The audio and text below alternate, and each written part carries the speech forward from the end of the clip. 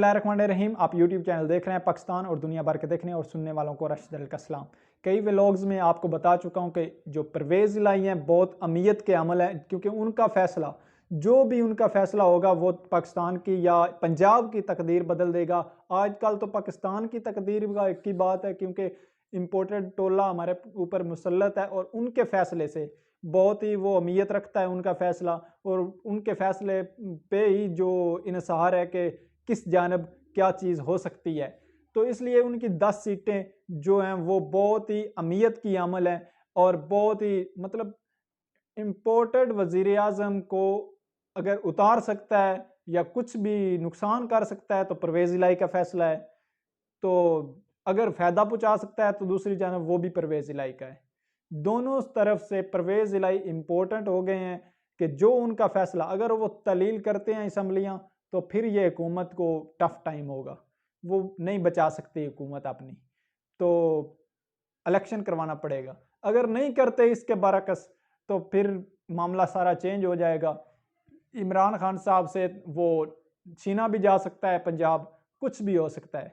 Last दिनों आपने जो मेहर बुखारी के साथ मोना सिलाई का इंटरव्यू था, उसमें कुछ इनकशाफात किए हैं, ब्रेकिंग न्यूज़ है, बहुत सारी खबरें हैं। एक व्लॉग में मैं कवर तो नहीं कर सकता, लेकिन क्योंकि हालात जल्दी जल्दी बदल जाते हैं, जल्दी जल्दी खबर पे खबर आ रही है, तो इतनी ज़्यादा खबरें हैं को कवर नहीं कर सकता, लेकिन कोशिश करूँगा। उधर मोना सिलाई ने एक इंकशाफ किया है कि जब पीटीआई की हुकूमत थी तो बाजवा साहब ने बहुत हमें हमें खुद कहा था कि जाकर पीटीआई की साइड लो। असल में ये कहानी क्या है? असल में काफ लीग पहले दिन से अपने मफाद की जानब है और स्टैब्लिशमेंट के बंदा है, क्योंकि जो हमजा शहबाज की हुकूमत थी वो एक गैर आनी हुकूमत थी। उसके बाद चीज़ें नहीं कंट्रोल हो रही थी स्टैब्लिशमेंट से। स्टैब्लिशमेंट ने सोचा किसी ना किसी तरह अवाम को अपने साथ लेने के लिए, कुछ ना कुछ मुजाहरे रुकवाने के लिए, सारा कुछ चेंज करने के लिए या आइन को बचाने के लिए कुछ ऐसा किया जाए ताकि इम्पोर्टेड हुकूमत भी रह जाए और उधर पंजाब में हुकूमत तब्दील हो जाए और सारा कुछ ये मामला सेटल हो जाए। सेटल करने की कोशिश में उन्होंने कहा कि पीटीआई के ना लाया जाए और ऐसा करते हैं कि ऐसा बंदा आ जाए जो स्टैब्लिशमेंट का बंदा हो। तो परवेज़ इलाही बेसिकली स्टैब्लिशमेंट के बंदे हैं और जो स्टैब्लिशमेंट उससे कहेगी वो ही करेंगे। तो मैं पहले दिन से कह रहा हूँ कि वो ये इम्पोर्टेड जो हुकूमत है इनके लिए परवेज़ इलाही एक अहमियत का अमल है। अगर परवेज़ इलाही स्टैब्लिशमेंट ऊपर से हाथ उतारेगी, परवेज़ इलाही खान के हक में हो जाएगा। अगर जो भी ये कहेंगे स्टैब्लिशमेंट वाले वो उस हक में जाएंगे। तो ये सारी सिचुएशन है। अब मोना सिलाई का एक प्रोग्राम में जो उन्होंने इंकशाफ किए हैं कि बाजवा साहब ने हमें कहा था कि आप उधर वोट दो। एक और चीज़ मैं आपको बता दूं, 25 उन्होंने लोटे करवाए। यो सारा कुछ लोटे आपको देख चुके हैं, ये कैसा हुए और कौन से, ये इसका मतलब है कि बाजवा साहब ने करवाए। फिर बाजवा साहब ने अगर ये 25 लोटे करवा के आप और मोना सिलाई और हुसैन इलाही को दोनों कहा कि पीटीआई को वोट दें, तो ये कैसे दरियाओं के रुख मोड़ दिए उन्होंने, ये भी एक सवाल है। दूसरी जानब जाते जाते बाजवा साहब तो कह गए थे हम फरवरी 2021 से सियासत में हिस्सा नहीं ले रहे और ना ही कुछ सियासत के लिए कर रहे हैं। तो फिर पूछना ये था कि आप 2022 में मार्च में मोना सिलाई को क्या कह रहे थे? क्या ये सियासत नहीं थी? क्या ये सियासत में मुदाखलत नहीं थी? क्या ये न्यूट्रलपन था? अगर आप ऐसा कह रहे हैं, एक हिस्सा तो ले रहे हैं इस सियासत में, तो ये बाजवा साहब ये क्या था? ये भी हमें कुछ जवाब दें। अब आप खुद ही एक्सपोज हो रहे हो, खुद ही चीज़ें निकल रही हैं, तो हम क्या कह सकते हैं? ये भी एक चीज़ है। अब देख लें फैक्ट्स क्या हो रहे हैं, क्योंकि बयान आ भी चुका है। उधर हुई है मीटिंग परवेज़ इलाही की इमरान खान साहब से और मोना सिलाई भी जिसमें शामिल थे। उन्होंने कहा है कि 1 मिनट नहीं लगाएंगे, हम कर देंगे असम्बलियाँ तहलील। लेकिन असल में ये चाहते ये हैं कि अगर किसी ना किसी तरह हो ही जाए, जितना हो सके एक्सटेंड हो सके ये फैसले और असम्बली चलती रहे ताकि हम इक़्तिदार में रहें, क्योंकि 10 सीटों से बंदा वज़ीर आला तो नहीं रह सकता। ये जब भी आते हैं अपने फैसलों से, मतलब जो इनका फ़ायदे वाला फैसला होता है वही करते हैं।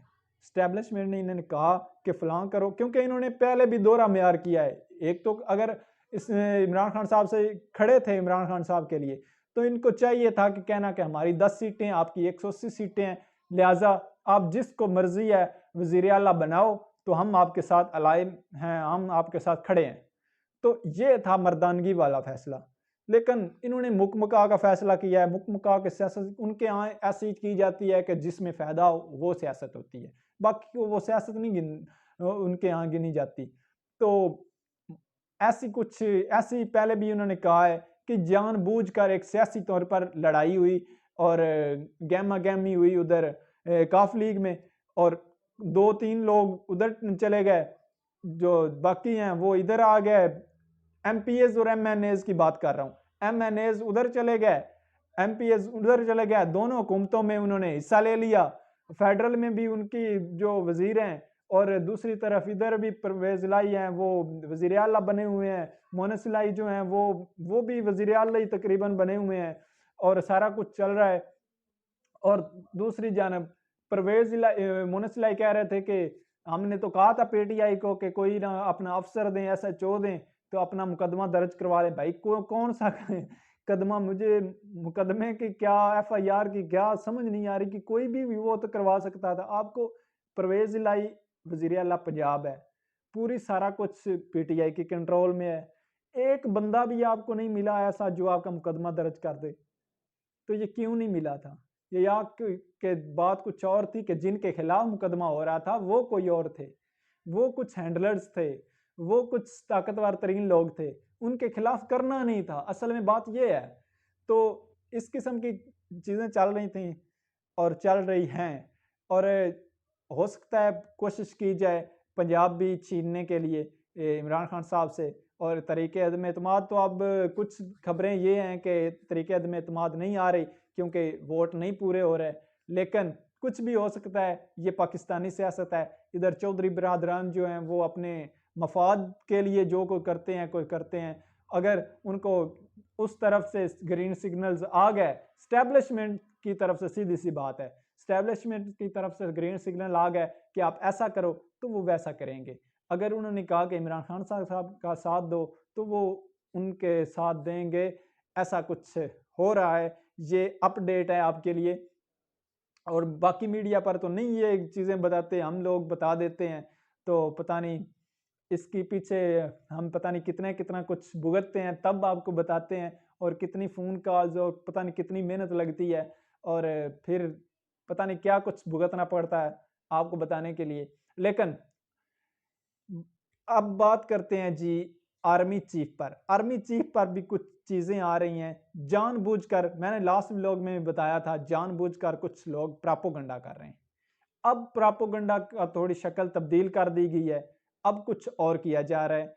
अब किया ये जा रहा है, अरशद शरीफ को लेकर एक प्रोग्राम करवाया है, और जिसमें हमद मीर थे, हमद मीर के साथ बैठे हुए थे राणा सनाउल्लाह, और राणा सनाउल्लाह से एक प्री प्लान एक इंटरव्यू किया गया, जिसमें पहले ही पता था कि क्या सवाल करना है और इसका जवाब ये देना है। क्योंकि उन्होंने सवाल किया अहमद मीर साहब ने कि आपने अरशद शरीफ के कमरे की तलाशी ली कि वहाँ से क्या मिला, तो वो कह रहे हैं कि वहाँ से कुछ ऐसी चीज़ें मिली हैं, कातिल वही हैं, और ये सारा कुछ अरशद शरीफ के करैक्टर को ख़राब करने के लिए है कि वो करैक्टरलेस थे। ये बड़ी पुरानी हरकतें हैं, बड़ी पुरानी चीज़ें हैं कि एक बंदे को जो भी कत्ल कर दिया जाए, बाद में उसको कहा जाए कि ये तो फलां के साथ इसके ताल्लुकात ख़राब थे, लिहाजा उसके भाइयों ने इसको कत्ल कर दिया। तो ये इस किस्म की साजिश चल रही है, और बाजवा जनरल आसिम मुनीर को भी ये सारा एस्टेब्लिशमेंट पर डाले जाएगा जो कुछ है। क्योंकि अगर इंसाफ ना हुआ तो लोग कहेंगे एस्टेब्लिशमेंट ने, क्योंकि पहले ही एस्टेब्लिशमेंट इसमें इन्वॉल्व हो चुकी है इतनी बुरी तरह, तो लोगों के ब्याह पर, लोगों के कहने पर, तो लोग तो समझते हैं कि ये सारा कुछ करवाए एस्टेब्लिशमेंट ने और हुकूमत ने साथ साथ है। तो इस किस्म की लड़ाई करवाने के लिए ये एक फिर से प्लान नया बनाया गया है, और इस प्लान को लेकर एक तो दो शिकार होंगे, एक तीर और दो शिकार होंगे। क्यों? एक तो मुकदमा खराब होगा अरशद शरीफ वाला, ये सेटलमेंट की जाएगी। दूसरी जो स्टैब्लिशमेंट है वो पीटीआई से लड़ाने की कोशिश की जाएगी, क्योंकि मीडिया सेल जो हैं वो आपस में गुत्थम गुत्था हो जाएंगे। कुछ तो ऐसी भी ज़राए के मुताबिक ऐसी भी खबरें हैं, मुबैना तौर पर कुछ बनाए गए हैं मीडिया सेल और फेक अकाउंट बनाए गए हैं पीटीआई की जानब से, मतलब पीटीआई के नाम पर बनाए गए हैं, लेकिन वो पीटीआई के हैं नहीं, लेकिन वो बनाए गए हैं इम्पोर्टेड हुकूमत की जानब से। ये सारा कुछ सेटलमेंट करके, ये सारा बयानियाँ घड़ के, ये सारा कुछ करके फिर ऐसा किया जाएगा कि वही उन अकाउंट्स के ज़रिए सारा मवाद फेंका जाएगा और सारा कुछ किया जाएगा। ये सारी प्रोपेगेंडा होगा, फिर लड़ाई होगी, फिर इस तरह से उसको फ़ायदा उठाया जाएगा। और अगर दूसरी जानब इमरान खान साहब की बात करें तो वो तो तैयारियां कर रहे हैं और तैयारियां वो भरपूर किस्म की कर रहे हैं। और वो एक तो पार्लिमानी जो बोर्ड है वो भी तश्कील वो दे रहे हैं और टिकटों की भी तकसीम कर रहे हैं, सारा कुछ वो कर रहे हैं। आज उनकी पार्लिमानी जो मीटिंग थी वो भी पंजाब की थी और कल वो बुलाने वाले हैं बाकी जो MNAs हैं खैबर पख्तूनख्वा के, और बाकी जो सिंध और बलूचिस्तान के हैं वो भी आने वाले हैं। कल मुलाकात होगी लाहौर में, उसका भी अहवाल आपको बताऊंगा। लेकिन पंजाब वाली जो मीटिंग थी वो भी अभी चल रही है और कुछ देर बाद उसके भी आ जाएगी जो खबर है कि क्या चला है, क्या हुआ है और सारा कुछ क्या है। लेकिन ज़राए के मुताबिक कुछ ऐसी खबरें हैं कि सारे लोग मुतफिक हैं कि अब हमें निकलना चाहिए, असम्बलियाँ तलील करनी चाहिए। और दूसरी जानब इम्पोर्टेड हुकूमत नहीं चाहती और ये नहीं चाहती कि कभी भी ये इलेक्शन हो। कम अज़ कम ये नहीं चाहते, सिर्फ जरदारी साहब भी नहीं चाहते, क्योंकि वो जानते हैं अगर मैं इलेक्शन नहीं करवाता, अगर ये असम्बलियाँ टूट जाती हैं दोनों और असम्बलियों में इलेक्शन होते हैं पंजाब और खैबर पख्तूनख्वा में, KPK में, तो ये तो इमरान खान जीत जाएगा। फिर इमरान खान क्या करेगा? इमरान खान खुद जाकर वहाँ कैंपेन करेगा। जब इलेक्शन आएगा तो वो सिंध में आ जाएगा, सारा बोरियां बिस्तरा बांध कर वो सिंध में चला जाएगा, वहाँ पर वो भरपूर इलेक्शन की तैयारी करेगा। तो इस तरह से तो मुझसे छिन जाएगा सिंध भी। तो क्या करूं कि या तो एक साथ इलेक्शन हो सारे, अगर कोई चांस ना रहा तो एक साथ इलेक्शन हो सब, कि ये पंजाब और KPK में रहें, सारा इनका फोकस रहे और इधर मुझे मेरी किसी ना किसी तरह हुकूमत बन जाए इधर सिंध में। तो ये जरदारी साहब का प्लान है। दूसरी तरफ इम्पोर्टेड हुकूमत भी कुछ प्लान कर रही है, वो कोशिश कर रही है कैसे किसी तरह टेक्निकल करके और सियासी मुआशी बुरान पैदा करके मुआशी इमरजेंसी लगा दी जाए और इस तरीके से इक़्तिदार को लंबा किया जाए।